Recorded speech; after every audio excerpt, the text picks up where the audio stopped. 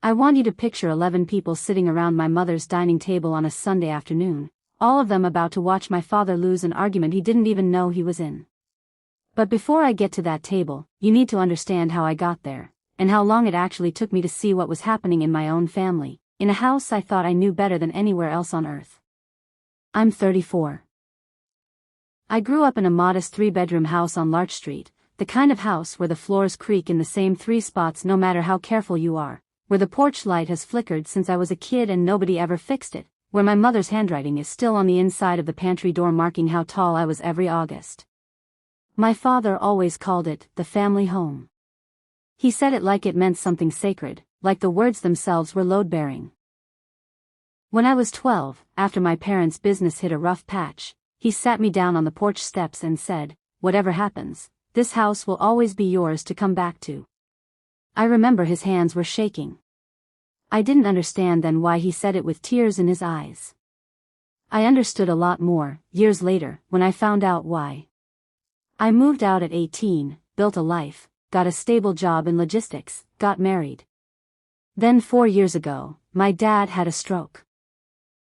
Nothing catastrophic, but enough that he couldn't manage the stairs anymore, and my mother couldn't manage him alone. They asked if my husband and I would move back into the Larch Street house to help out, save on a caregiver, keep the house and the family, be close in case of an emergency. We said yes without hesitation. That's just what you do when your father's hands used to shake making you a promise like that. What nobody said out loud, in that conversation, was that, moving back in to help, would come with a bill. It started small. My mother mentioned, almost as an aside, that it wouldn't be fair for us to live rent-free while they covered the mortgage. I understood that logic at the time. I offered to help with groceries, utilities, whatever made sense for a family pitching in together. But within 3 months, my mother handed me a printed sheet.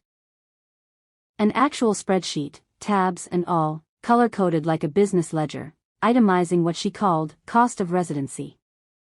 $340 a month. For a room in the house my father had once promised, with shaking hands, would always be mine. I paid it.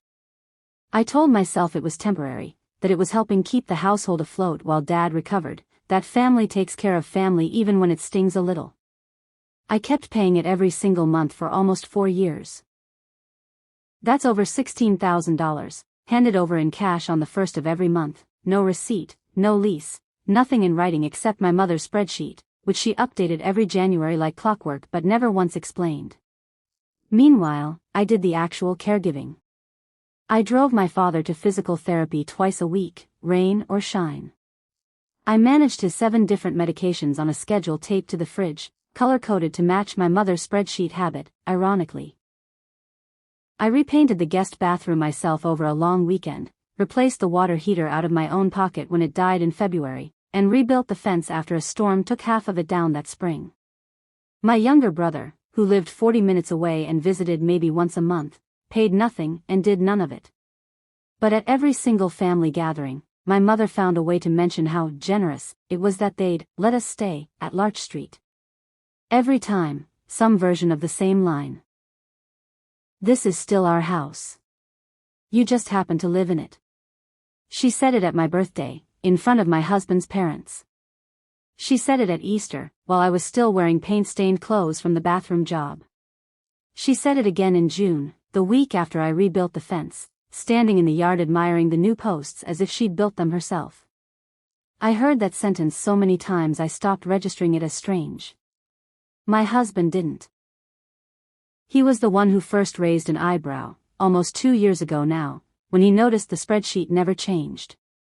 Same amount, every month, no adjustment for anything, no explanation of where it actually went. He pointed out that my parents' mortgage had been paid off years earlier. Dad had mentioned it once, bragging at a barbecue about being debt-free before he turned 60, raising a beer to it in front of the whole extended family. So the $340 wasn't going toward any mortgage. It wasn't going toward utilities, since we split those separately with our own line on the water bill. It was going somewhere else, and nobody in the family could tell us where, because nobody else was asking the question. I brushed it off at first. It felt disloyal to even ask, like I'd be accusing my own parents of something ugly for no reason at all. But my husband kept gently pushing, month after month, pointing out small things. The fact my mother got defensive whenever the topic came up at dinner, changing the subject within seconds. The fact she'd started asking for the payment in cash specifically, instead of the bank transfer we used to do back when my father handled the finances himself. Eventually I did something I probably should have done years earlier. I went to the county recorder's office on my lunch break and pulled the property records for Larch Street. What I found took me 2 readings to fully understand. 8 years ago, 4 years before my father ever sat me down on that porch and called it the family home that would always be mine, my parents had transferred the deed. Not to my brother. Not to themselves jointly. To a limited liability company. An LLC with a name I didn't recognize, registered to a P.O. box I didn't recognize either. I dug further, cross-referencing the LLC's filing paperwork on the state's business registry. The registered agent was my father's old business partner from the rough patch years, the same rough patch he'd cried about, on those porch steps, when he made that promise to 12-year-old me. The house hadn't been the family home, in any legal sense for 8 years. My parents didn't own it. They'd quietly signed it over, almost certainly to protect it from creditors during that old business trouble, and simply never signed it back once the danger had passed. Which meant every dollar of that $340 a month cost of residency wasn't going to a mortgage or the household at all. It was going to my father's old business partner, who apparently still owned my childhood home on paper, and who my parents were quietly funneling my money to every month, without ever telling me a single word of it. I sat with that for 2 weeks before I decided what to do with it. I told my husband everything one night at our kitchen table, laying the printouts out the same way I'd eventually lay them out for my family, and he was the one who said, calmly, "You need to say this out loud, in front of everyone, or they will never stop." My parents' anniversary dinner was already planned for that Sunday. 11 people, my parents, my brother and his wife, my aunt and uncle, my 2 cousins, my husband, and me. The kind of gathering where nobody makes a scene, where everyone performs politeness over pot roast and my mother's good china comes out of the cabinet. I waited until dessert. My mother made her usual comment, the one I'd heard 100 times by now, about how generous they'd been letting us stay at Larch Street all these years, adding, with a little laugh, "This is still our house, remember." And I said, calmly, setting down my fork, "Actually, I'd love to talk about that, since I finally understand who we've all been paying rent to." I laid the county documents on the table between the dessert plates.